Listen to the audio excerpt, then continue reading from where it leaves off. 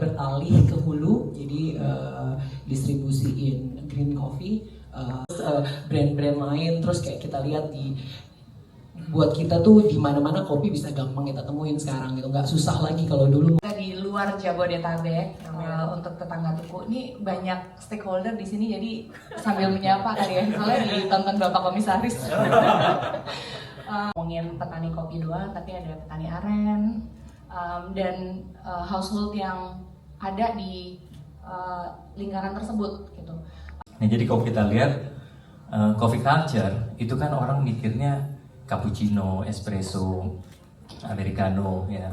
Bahkan Vietnam aja udah terkenal dengan Vietnam Drip, ya kan.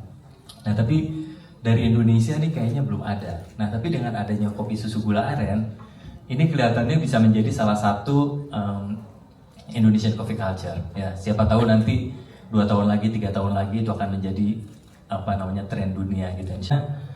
Belanda atau Inggris itu memperkenalkan adanya gula putih, terus kemudian ada industrialisasi gula dan sebagainya. Nah, pilihan Tuku untuk terus berjalan dan sebenarnya tidak pilihannya mungkin bukan yang kayak cuaca, kayak beras aja jadi sangat mahal karena cuaca gitu. Mungkin karena tadi saya datangnya telat, apakah belum diceritain?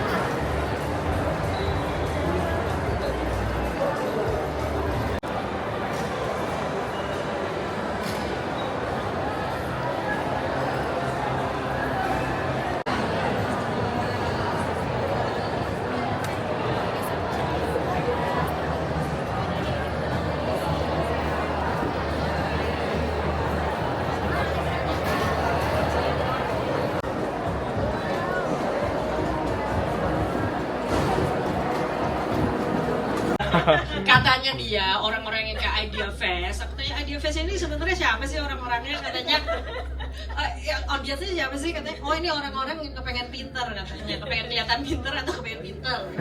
Jadi orang lain itu naruh duit di dia, mengexpect return sekian, dan actually dijanjiin return sekian. Visi-visi ini kan menjanjikan gue bisa 100x, 10x zaman dulu. Pada kenyataannya kalau ke sesi yang jam 11 tadi 20 tahun terakhir adalah 2,9x.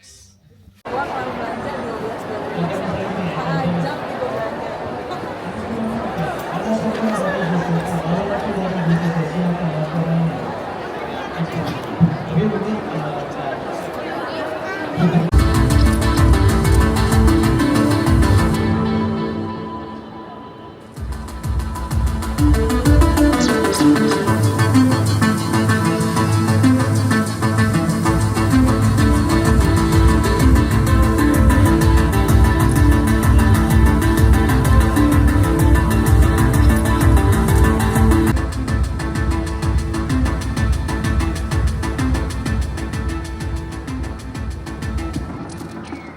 Hai semua, selamat sore, selamat datang kembali di Main Stage Idea Fest 2024. Nama saya Adityani Putri dan suatu kehormatan bagi saya untuk menjadi moderator di sesi acara sore hari ini. Sesi acara sore hari ini berjudul Is Green Tech the Answer? exploring opportunities to solve our environmental crisis. Sebelum aku mengundang pembicara kita yang keren-keren banget ya, let me give you a bit of context. Kenapa sih kita ada sesi Green Tech ini? Patra Niaga. Tepuk tangan dulu teman-teman. Lalu selanjutnya, saya selama bertahun-tahun ya, selama bertahun-tahun gitu ya, memusatkan perhatian gitu ya untuk menerapkan solusi. Naik koran, kita kerjasama, event Pertamina kita juga, dan baru aja juga salah satu gedung kantor Pertamina kita kerjasama. Aku jelasin dulu ya overview kita ya. Seni brewing terutama kopi dan teh telah berkembang dari kebiasaan sehari-hari menjadi hobi yang populer, bahkan keterampilan. Berasa ketika lo baru mulai mungkin teh belum terlalu se-hype sekarang ya. Jadi secara singkat gimana sih proses itu? Betul sekali Mbak Astrid. Jadi gue mulai dunia teh itu di tahun 2010. Kalian bayangin 2010 itu 14 tahun lalu, baru ada paling Starbucks sama Excelsior.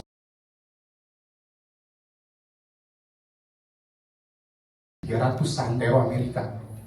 Jadi di Eropa udah, di Amerika udah. Gue mikir kapan saatnya Indonesia?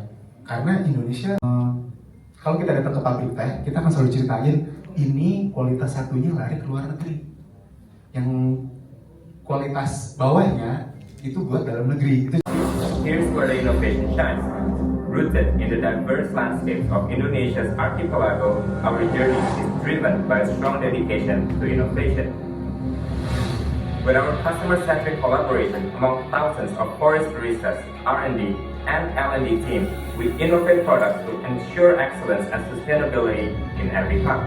Harnessing coffee as an agent of change to innovate Indonesian coffee culture, I am Mikhail Jasin, Chief of Coffee Innovation of Kore Coffee.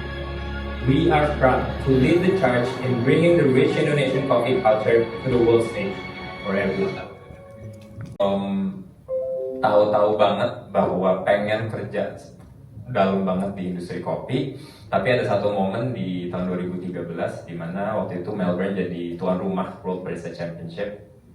Terus itu pertama kalinya gue sadar bahwa ternyata kerjaan gue ini jadi barista tuh ada pathway untuk jadi world champion, ada pathway untuk jadi best in the world gitu. Karena dulu waktu gue dibesarkan sama keluarga itu harus dibilang, kerja apapun boleh, nggak harus kerjaan tradisional lawyer, finance atau apa, tapi you have to be the best in the world gitu. Yang membuat biji kopi yang udah specialty, yang bukan cuma sekedar bikin untuk diekspor atau giling basah aja gitu ya. Jadi ya akhirnya ditekunin terus sampai akhirnya duduk di sini hari ini.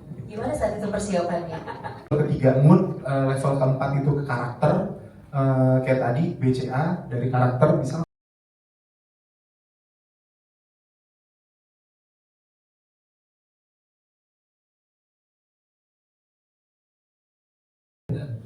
Nyari maknanya itu adalah mungkin sering dengar kayak gue ngomong ini agent of change segala macam gitu. Kayak kopi ini punya amazing power buat merubah hidup gitu kan, mulai dari yang nggak ngantuk jadi ngantuk. Kalau teman-teman petani yang kalau panennya lagi bagus, hidupnya untuk tahun itu membaik gitu ya, biasanya langsung jadi motor atau jadi pickup baru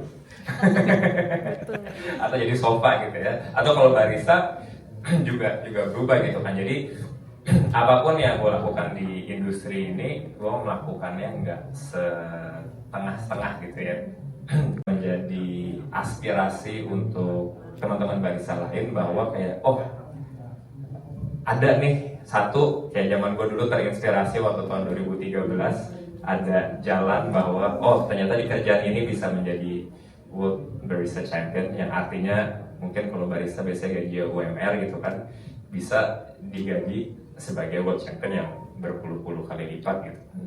Kedua, sekarang nggak cuma ada World Barista Champion aja, tapi ada World Barista Champion orang Indonesia gitu kan, kayak jadi representation gitu. Mungkin kalau orang lihat dulu cuman bule-bule doang yang bisa gitu kan, atau kalau Asia pun Asianya juga Jepang atau Korea yang Asia Timur gitu ya, nggak ada Southeast Asian gitu. Nah ini gue ngerasa pekerjaan yang gue lakukan ini sangat bermakna untuk teman-teman di rumah, di homeland di Indonesia, karena akhirnya mereka juga bisa melihat bahwa kerjaan yang biasa barista, chef, waiters itu kan agak suka dipandang sebelah mata gitu ya di Indonesia. Ini ternyata bisa menjadi kerjaan serius yang sampai misalnya dipekerjakan oleh coffee chain store yang punya 250 something toko gitu ya, yang ada stand out print outnya di setiap toko gitu. Itu walaupun pertama kali ngeliat ada muka gue setinggi yang sama, agak aneh gitu ya, tapi itu tapi itu lumayan buat gue aspirational, karena gue ngerasa oh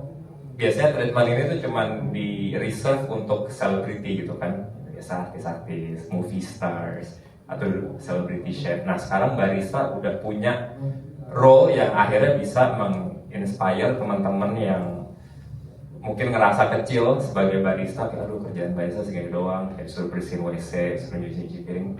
Tapi ada jalannya loh gitu ya. Not everyone can be world barista champion, tapi tiap tahun kan ada satu gitu ya. Jadi kalau lu pikir 20 tahun ke depan, ada at least 20 orang yang punya kesempatan untuk bisa kayak gitu juga dan menginspirasi banyak orang gitu. Jadi